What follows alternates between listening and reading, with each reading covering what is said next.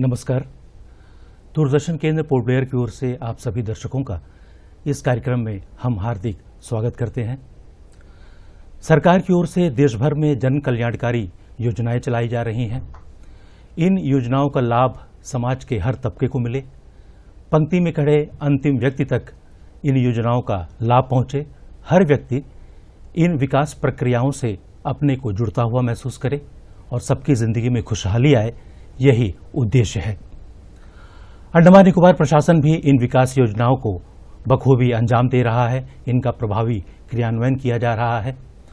वैसे तो प्रशासन के विभिन्न विभागों की ओर से समय समय पर अपने कार्यक्रमों और गतिविधियों के बारे में जानकारी दी जाती है, लेकिन इस बार अनूठी पहल करते हुए प्रशासन के वरिष्ठ अधिकारी सीधे अपने कार्यक्रमों को लेकर, अपनी गतिविधियों को लेकर आपसे रूबरू हो रहे हैं। द्वीप विकास और प्रशासन इस श्रृंखला में आज हमारे मेहमान हैं मत्स्यिकी विभाग के सचिव, भारतीय प्रशासनिक सेवा के अधिकारी श्री जी सुधाकर जी। महोदय, कार्यक्रम में आपका बहुत बहुत स्वागत है। Thank you very much. महोदय, अंडमान निकोबार द्वीप समूह के बारे में कहा जाता है कि यहाँ मत्स्यिकी की बहुत संभावनाएं हैं। एक एक्सक्लूसिव इकोनॉमिक जोन में हमारा द्वीप समूह आता है, तो आप कैसे देखते हैं इसे, इन संभावनाओं को? अंडमान निकोबार आइलैंड्स का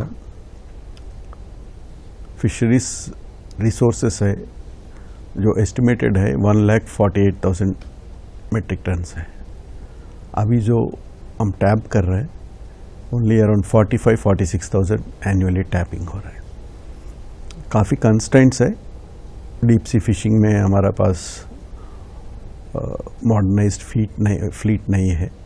यहाँ बेसिकली ट्रेडिशनल फिशिंग कम्युनिटी है which is get for self sufficient है, और ओनली 10% 10 से 15% का फिश कैच यहाँ से एक्सपोर्ट होता है।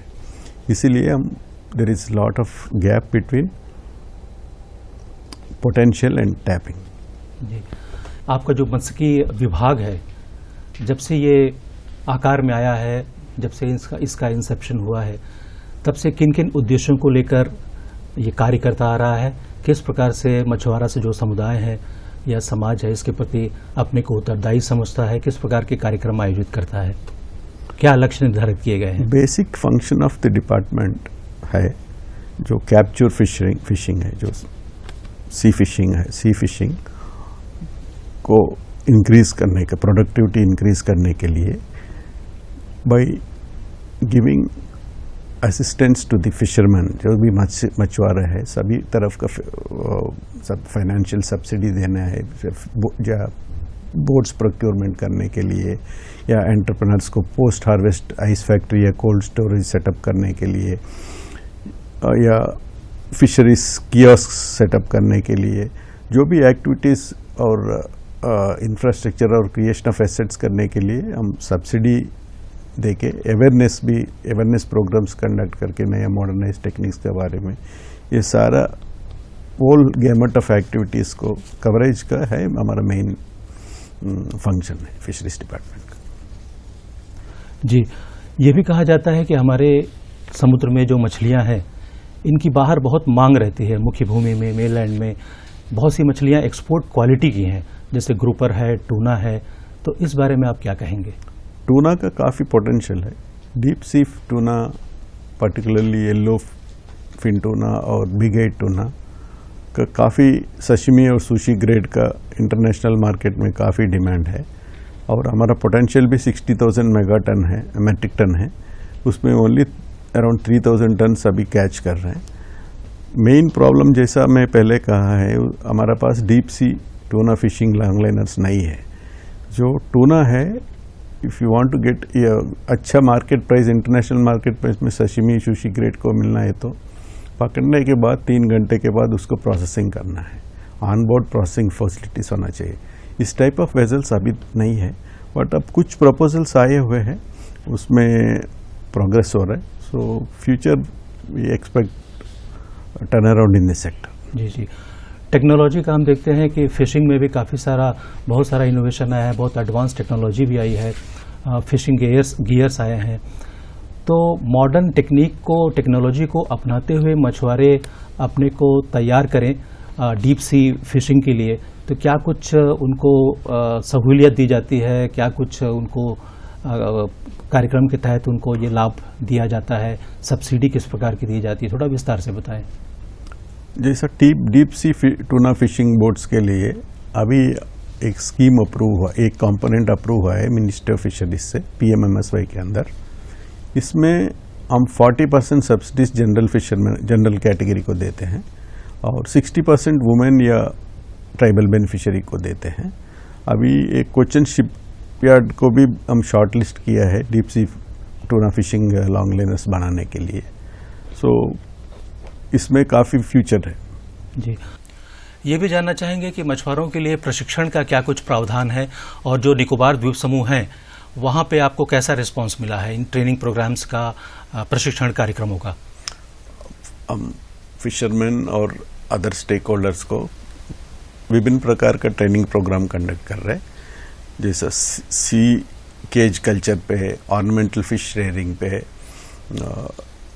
बोट रिपेयर और मेंटेनेंस के बारे में, और नेट्स और गेयर कैसे, किस टाइप का गेयर्स यूज करना है, इसके बारे में we conduct regular trainings by taking the help of NIOT, SIF, CMFRI, MPEDA and other central governmental organizations, CARI and other central government organizations. Nicobar में also we conduct training, but compared to North and South Andaman, we have some limitations in Nicobar Island, Nicobar group of this thing as far as fishing is concerned. We are trying to devise a strategy to overcome the same. जी जी, सरकार की ओर से flagship कार्यक्रम नीली क्रांति, जिसे blue revolution कहा जाता है, शुरू किया गया है। बहुत महत्वाकांक्षी कार्यक्रम है, तो इसके क्या क्या फायदे हमारे मछुआरा समुदाय के लोगों को मिल सकता है और क्या विशेषताएं इस कार्यक्रम में हैं? ब्लू रेवोल्यूशन प्रोग्राम है। अभी इसका नाम रिकिस्टन हो गया, प्राइम मिनिस्टर मत्स्य संपदा योजना है। इसका मेन एम है फिश प्रोडक्शन डेवलप करना और डिफरेंट टाइप्स ऑफ फिश और मैरीन प्रोडक्ट्स का प्रोडक्शन डेवलप करना और सस्टेनेबल मैनर में डेवलप करने का इसका मेन मकसद है। इसमें इस स्कीम के अंदर डिफरेंट कंपोनेंट्स है, right from boat procurement, gear procurement, post harvest cold facilities, ice factory, cold storage, fish processing unit setup करने के लिए, फिश कियोस्क सेटअप करने के लिए, सीड मिल, फीड मिल, इस टाइप के different infrastructures associated with assets associated with fisheries sector create करने का। जैसा मैं पहले बताया, 40% subsidy in case of general category, 60% subsidy in case of a tribal और वुमेन बेनिफिशियरी। हम as soon as the project complete हो जाते हैं देते हैं 60%। जी, साल 2004 में बहुत ही भयंकर सुनामी त्रासदी आई थी और उस हादसे के बाद जो देखा गया कि खारा पानी है वो निचले इलाकों में, लो लाइंग एरिया में घुस गया है और वो पानी आज भी है, तो वो ज़मीन उपयोग लायक भी नहीं है। तो ऐसे में क्या वहाँ पे कुछ ब्रैकिश वाटर एक्वाकल्चर की कुछ संभावनाएं आप देखते हैं, जैसे झींगा पालन या ऐसी कुछ संभावनाएं आप देखते हैं? Yes, we have identified tsunami inundated submerged lands. इसमें गवर्नमेंट सरकारी का भी है, प्राइवेट का भी है। इसमें कैरी के साथ हम एक स्टडी करवाया council of Indian council of agriculture research institute से, लोकल यूनिट से आइडेंटिफाई किया लैंड्स को। फर्स्ट फेज में कौन सा लैंड्स को टेकअप करना है, सेकंड फेज में कौन सा लैंड्स।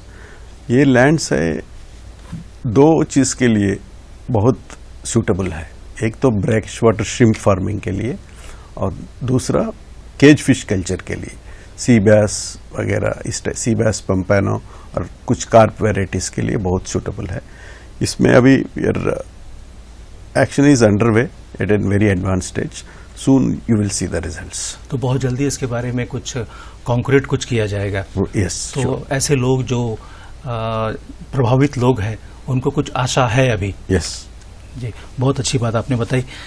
मध्योत्तर अंडमान में हम देखते हैं कि वहाँ गांव देहात की संस्कृति है, तालाब होते हैं गाँव में, तो ऐसे में क्या वहाँ पे जलीय कृषि या एक्वाकल्चर की संभावनाएं हैं, ताकि इंटीग्रेटेड फार्मिंग के जरिए जो किसान हैं वो अपनी आर्थिक स्थिति को मजबूत कर सके, अपनी पैदावार को, अपनी उपज को बढ़ा सकें?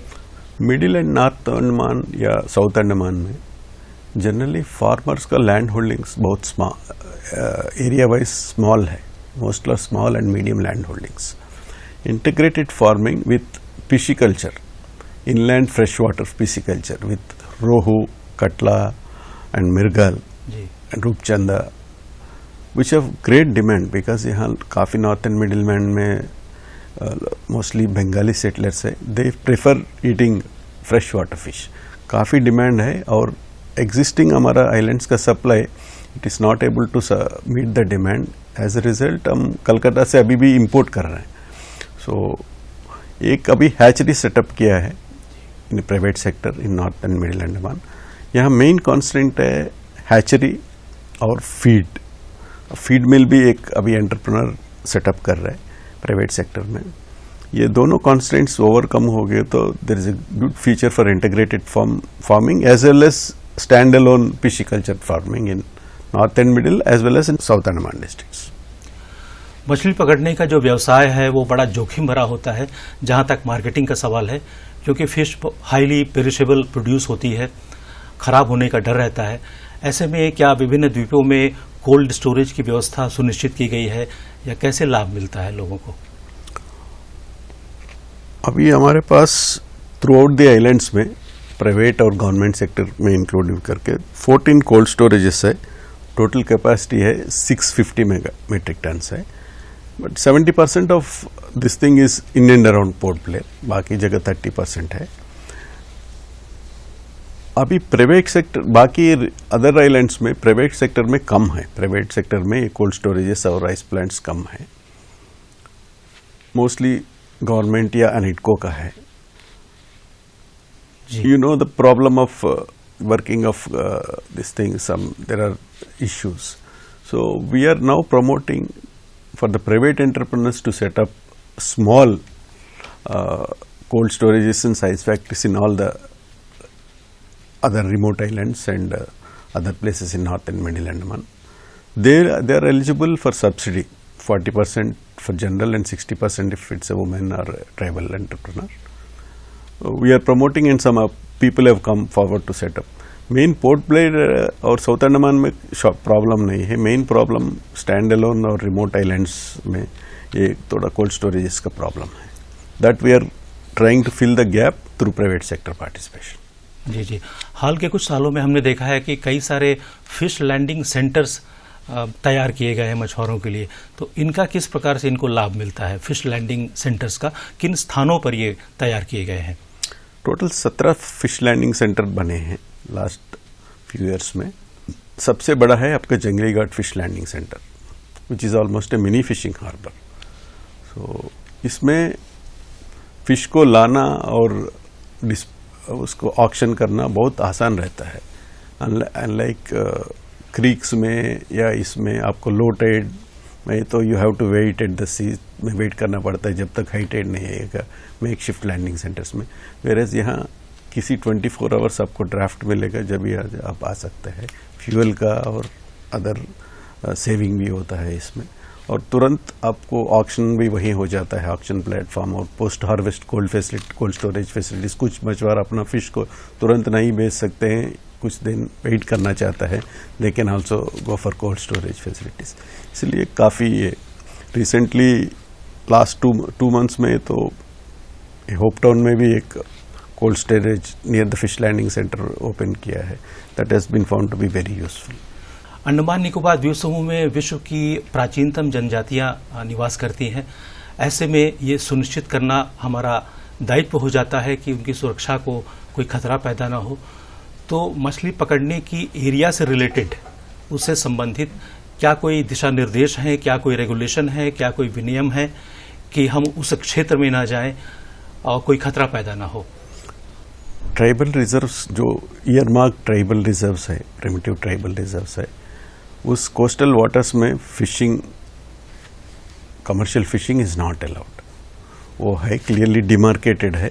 इफ किसी बोट को वहाँ पकड़िए तो वी टेक जो भी action, punitive action under the loss है, अंडर द रूल्स है, वो हम लेते हैं. जी, मीडिया में ये सुनने को मिलता है कि आजकल बड़े बड़े ट्रॉलर्स आ गए हैं।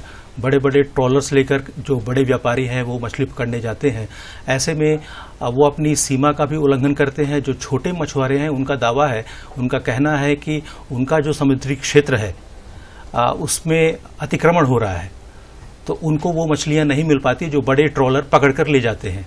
तो ऐसे में क्या कुछ विनियम है, क्या कुछ नियंत्रण इनके लिए किया गया है? अंडमान में जहाँ तक मेरे नॉलेज में है, बड़ा ट्रॉलर्स नहीं है। Big trollers, industrial level trollers with on board processing facilities हमने एक भी परमिशन नहीं दिया है। और जो भी परमिशन दी गया है, mechanised boats around 70 mechanised boats, वो सब लोकल एंटरप्रेनर्स और लोकल फिशरमैन का ओन्ड है। कोई बाहर का एंटरप्रेनर्स का एज ऑन डेट एक भी उस टाइप का इंडस्ट्रियल स्केल ट्रॉलर एक भी नहीं है। But there has been some complaints from small fishermans that जो मैकेनाइज्ड बोटल्स यही का लोकल एंटरप्रेनर्स और फिशरमैन ऑपरेट करते हैं, उनका they are suppose to operate 6 से 12 नॉटिकल माइल के बीच में ऑपरेट कर रहे हैं। उनका इंजन कैपेसिटी 30 हॉर्सपावर से ज़्यादा होता है। वो लोग कभी विद इन 6 नॉटिकल माइल आके करते हैं। We take action with in coordination with Coast Guard and Marine Police Force. Recently भी एक हम रंगत के पास एक बोट को पकड़े हैं और निम्बूतला में we have taken strict action against them. So big trawlers यहाँ तो अभी नहीं है। एटलीस्ट अंडमान टेरिटोरियल वाटर्स में हमने एक का भी परमिशन नहीं दी है। जी, अंडमान निकोबार द्वीप समूह में जो मछली पकड़ने के व्यवसाय से काफ़ी लोग जुड़े हुए हैं। ऐसे में मछुआरों के हितों के लिए कई सारे फेडरेशंस बने हुए हैं, कई सारे संगठन हैं, चुने हुए जनप्रतिनिधि भी इसके प्रति अपनी चिंता व्यक्त करते हैं। तो इनके साथ किस प्रकार का तालमेल आपका विभाग रख पाता है? We have very healthy relation with fisherman cooperative societies and self help groups. In fact हमारा जो modern Junglighat fish market है और मोहनपुरा फिश मार्केट है, सोसाइटी सी कोऑपरेटिव सोसाइटी सी चलाते हैं। और कई जगह डीजल बंक्स है हमारा फिश लैंडिंग सेंटर्स के बगल में, जैसे जंगली घाट में है, ये भी हमारा फिशरी कोऑपरेटिव चलाते हैं। जी, इन दिनों द्वीप समूह में प्रशासन की ओर से विशेष भर्ती अभियान चलाया जा रहा है विभिन्न विभागों के लिए। ऐसे में ये जानना चाहेंगे कि आपके विभाग के पास किन पदों पर भर्ती प्रक्रिया शुरू की गई है, कैसे युवाओं को इनसे लाभ मिल सकता है, वे आवेदन कर सकते हैं? हमने 34 पोस्ट एडवर्टाइज किया है। Fisheries inspector, fishery development officer और different other categories of post. उसका रिक्रूटमेंट प्रोसेस ऑन है। बाय सितंबर तक ये होपफुली हमारा टारगेट है एक रिक्रूट करने का। तो जो युवा अप्लाई करना चाहते हैं, आवेदन करना चाहते हैं, तो वो किस प्रकार आवेदन करें? क्या ऑनलाइन ही सिर्फ ऑनलाइन 100% ऑनलाइन पे है। और इसकी अंतिम तारीख क्या है? डिफरेंट एग्जाम्स के डिफरेंट डेट्स है। सो इस सब ऑनलाइन में डिटेल्स अवेलेबल है। कुछ एग्जाम्स का तो डेट भी खत्म हो गया है जो application, and we have received adequate number of application. जी, और सितंबर तक ये प्रक्रिया पूरी हो जाएगी? जी। तो प्रशासन का जो मत्स्य विभाग है ये पूरी तरह से लगा हुआ है द्वीप समूह में मछुआरा समुदाय के हितों को ध्यान में रखते हुए विकास को आगे बढ़ाने की प्रक्रिया में। तो ऐसे में युवाओं के लिए रोजगार के बहुत सारे अवसर देखे जा रहे हैं। तो युवाओं के लिए आप क्या संदेश देना चाहते हैं? अंडमान निकोबार आइलैंड्स में फिशरीज में खास करके डीप सी फिशिंग में और ब्रैकिश वाटर एक्वाकल्चर और मैरीकल्चरल एक्टिविटीज में काफ़ी पोटेंशियल है। दो प्रैक्टिकल एग्जांपल्स बोलता हूँ। एक यूथ है, एक यंगस्टर पोट्टैया नाम करके मन्नार घाट में brackish water aquaculture prawn farming शुरू किया 2 साल पहले लीज लैंड पे, ताकि यहाँ लिमिटेशन है। एज ऑफ नाउ सीड का, फीड का है, वो मेनलैंड से इंपोर्ट कर रहे, कॉस्ट ज़्यादा हो रहा है, बट फिर भी वो अच्छा मेहनत कर रहे और अच्छा प्रॉफिट अर्न कर रहे हैं। सिमिलरली एक राजेश है नॉर्थ एंड मिडिल अंडमान में, मैरिन फ्रेश वाटर हैचरी शुरू किया, he is also doing well, अपना सीडलिंग्स और फ्राई लोकल फार्मर्स को सप्लाई कर रहे हैं. There are some more youngsters who have come forward and recently setup. एक बाराटांग में क्रैब फार्म भी कर रहे, क्रैब फैटनिंग का भी कर रहे. I don't forgot his name. ऐसा फ्यूचर में बहुत स्कोप है. कुछ इश्यूज है which we are sorting out. So my I urge you to undergo training, to work, to tie up with such progressive entrepreneurs who are already इस field में काम कर रहे हैं. इनके साथ करके करो, बिकॉज ये प्रोडक्ट्स के लिए डोमेस्टिकली भी है. आपका टूरिस्ट सीजन में यहाँ प्रॉन्स को यहाँ नहीं अवेलेबल की वजह से मेनलैंड से इंपोर्ट होता है. यहाँ भी डोमेस्टिक मार्केट भी है और एक्सपोर्ट के लिए भी काफ़ी अपॉर्चुनिटीज़ है. और स्पेशली हमारा एक प्रपोजल, अभी डिपार्टमेंट का एक प्रपोजल है डायरेक्टली थाईलैंड को फिश एक्सपोर्ट करने के लिए. एक लोकल एंटरप्रेन्योर ने एप्लीकेशन दिया, वो हो गया तो it will open much more opportunities for export direct. फिर हमारा जो कॉस्ट ऑफ अभी क्या होता है, हमारा 7 थ्रू चेन्नई होता है, उसमें 1 किलो का 70 to 90 रुपीज़ कॉस्ट बढ़ जाता है. ताकि हम डायरेक्ट एक्सपोर्ट कर दिए तो वो कॉस्ट कम हो जाएगा और साउथ ईस्ट एशियन मार्केट्स में, specially Thai and Indonesian markets में काफ़ी ये हो जाएगा. So we are trying this thing. So if this is successful, sky is the limit for the youth of Andaman in fishery sector. ये जान के बहुत अच्छा लगा कि आपके विभाग के जो प्रयास हैं उसके सकारात्मक परिणाम सामने आ रहे हैं. ज़्यादा से ज़्यादा जो युवा हैं वो स्वरोजगार की दिशा में आगे आ रहे हैं, मछली पकड़ने के व्यवसाय से जुड़ रहे हैं. तो उम्मीद है कि इसके और भी अच्छे नतीजे सामने आएंगे. सुधाकर जी, कार्यक्रम में आने के लिए, हमें समय देने के लिए आपका बहुत बहुत धन्यवाद.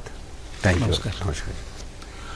तो उम्मीद करते हैं कि आज की इस बातचीत से आपको बहुत अच्छी जानकारी मिली होगी. प्रशासन के मत्स्य विभाग की क्या गतिविधियां हैं, उसके क्या कार्यक्रम हैं, मछुआरा समुदाय के लिए क्या कुछ किया जा रहा है, इसके बारे में आपको अच्छी जानकारी मिली होगी. तो फिर मिलेंगे आपसे अगले कार्यक्रम में. किसी और विभाग की गतिविधियों को लेकर हम आपसे रूबरू होंगे. तब तक के लिए धन्यवाद. नमस्कार.